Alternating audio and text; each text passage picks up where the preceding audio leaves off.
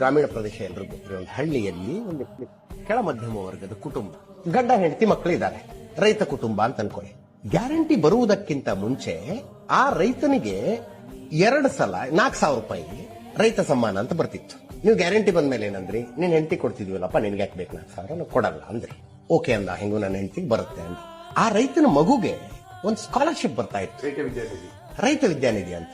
Guarantee ಕೊಡ್ತಾ ಇದೀವಲ್ಲಪ್ಪ, ಅದ್ ಯಾಕೆ ಬೇಕು ನಿಮ್ಮ ಮಕ್ಕಳಿಗೆ ಅಂದ್ರಿ. ಅದನ್ನು ಬಿಟ್ಟ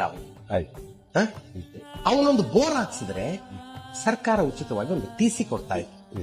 ನೀವೇನಂದ್ರಿ, ಗ್ಯಾರಂಟಿ ಕೊಡ್ತಾ ಇದೀವಿ, ಅದು TC ದುಡ್ಡು ಕಟ್ಟು ಅಂತ. 2.5 3 ಲಕ್ಷ ರೂಪಾಯಿ ಒಂದು TC ಕಟ್ಟಬೇಕು ಅವನು. ನೀವು 24,000 ಒಂದು ವರ್ಷಕ್ಕೆ ನೀನ್ ಹೆಂಡತಿ ಕೊಡ್ತಾ ಇದೀವಿ, 2.5 ಲಕ್ಷ ನೀನ್ TC ಕಟ್ಟು ಅಂದ್ರೆ ಅವ್ನು 10 ವರ್ಷ ಹೆಂಡತಿಗೆ ಬರೋ ದುಡ್ಡನ್ನು ಒಂದ್ಸಲ ಕಟ್ಟದಾರಿ.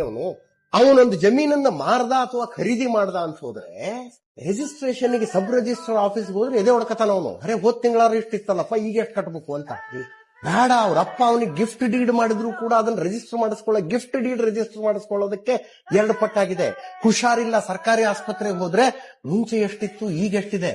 ಊರಿಗೆ ಹೋಗೋಣ ಅಂತ ಬಸ್ ಹತ್ತಿದ್ರೆ ಮುಂಚೆ ಎಷ್ಟಿತ್ತು ಈಗ ಎಷ್ಟಿದೆ. ಕುಡಿಯೋ ನೀರು ಮುಂಚೆ ಎಷ್ಟಿತ್ತು ಈಗ ಎಷ್ಟಿದೆ.